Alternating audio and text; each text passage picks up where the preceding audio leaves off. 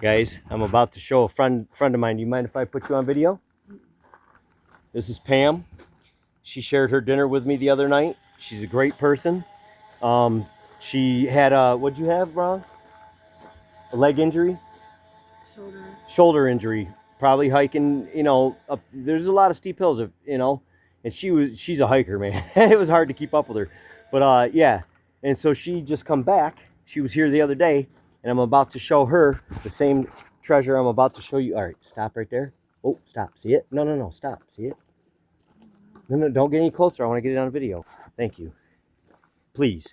This is rare. I mean, you won't, this is, well, I don't know. Actually, now that I'm out here and can see it good, I don't know if it's a lunar. I don't think it is, honestly. But still, to see a moth that size in itself, I don't care if it's lunar or not, is rare. You don't see them. And if you look in the edge of its wings, facing downwards, it almost looks like a lizard. That is, when you look at it and see, it actually looks like a sea creature. See the head there with the eyes and the teeth, and it's wrapped around its thing? That's what makes these so magical. I've seen this type before. I just don't know if it's a lunar, so I don't want to say it is. But if you look at any butterfly, I'm about to teach you something cool that I just learned 2 days ago that God showed me. If you look at any lunar moth or any butterfly or any moth period or butterfly, this is why nature is designed so cool. Why would you kill it? Why would you want to live it just to put in your bug collection? If you look at the back of them on their wings, going around in a half moon, you will see what they looked like before they entered osmosis in the cocoon. Okay? And he showed me this because that one that was on me the other day, following me around, I think Grace is her name. Yeah, Grace. God's Grace. I used to have a dog, Gracie. So that's like I miss her bad. Thank you for taking care of my loved ones, Father, because Gracie was a big part of my life, and she got hit, and I had to go watch her put down, and it wasn't easy and so he sent me this is happy tears, because when I named her, now I know why I named her that, because Grace was one of my favorite pets ever on this planet. And if you look at that I showed you, what I figured out is when I looked at it longer, the top of the wings is their body and legs, and their head wraps around the bottom side of both.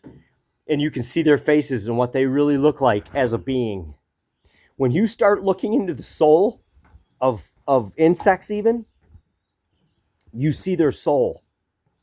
Okay? And butterflies show their soul openly. They want you to see how beautiful they are. If you're pure enough, they'll land right on you if they don't think you're going to hurt them. And they're harmless, man. All of them. I don't care how big, how small. I mean, they're just absolutely breathtaking from any angle. I don't care how you look at it. There's the best shot of the bottom side of the wings I can get. It just looks like just a prehistoric even. They look prehistoric, but it looks like a lizard wrapped around it. It doesn't even look like that was a moth at one time. It looks like a lizard almost. But yeah, instead of unaliving everything you touch, humanity, and I'm not judging anybody because I used to do it too, but God, on this trip, I asked him to show me his presence and his beauty in nature. And this is what he's been showing me. He's been showing me why I shouldn't have been killing them all along. He's been showing me why, or unaliving. He's been showing me how important they are and how magical his gems are, his hidden gems, rare gems, some of them, if you just respect it and love it. Not everything is to keep. Most things, if it's a rock, if I can't move it with my one finger, my index finger, then it's holding something or something's living under it. And if I find something living under it, either way, I let it go. I let it go. The rock stays there. But I love colored rocks. But I don't take anything that's holding back dirt or a home. I put it back exactly how I found it, or leave it how I found it if I can't move it with my finger. Well, same with bugs. If you got to feel guilty to unalive it, then that was God telling you, please don't. please look at it first. Look at the majestic of it first. If you find it dead, fine. Put it in your bug collection. They're cute. I've done it even. And I'll still do it if I find them unalived, because you know what? I know that I have the power, and we all have the power once you figure it out, to ask God to resurrect it.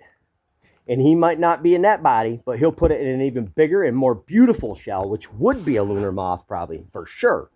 Because that's how it works with us. When you outgrow your shell in God, he gives you a new and better and stronger one. It's not you die and don't go to dirt. You just shed like a snail or anything in nature, and you go to something higher. Like, look up Joe Rogan's. He gave the perfect example of what I'm feeling right now. The levels of God's joy.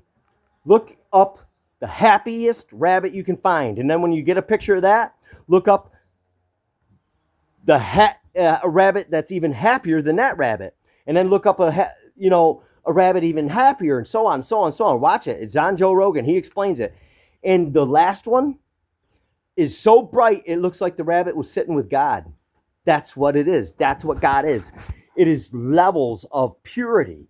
And the further you go up, and wow, look, they like to show off if they know you're, look at her. She's showing us everything about her. Look at that. Look at the beauty.